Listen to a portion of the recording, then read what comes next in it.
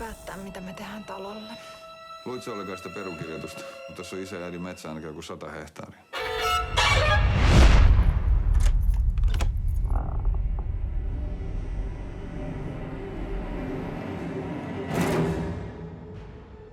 Eikö tää paikka oikeasti herätä sussa mitään? Mä muista oikein mitään.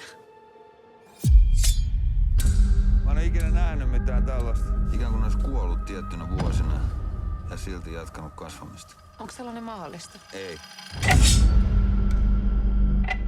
Mitä vittua täällä on oikein tapahtunut?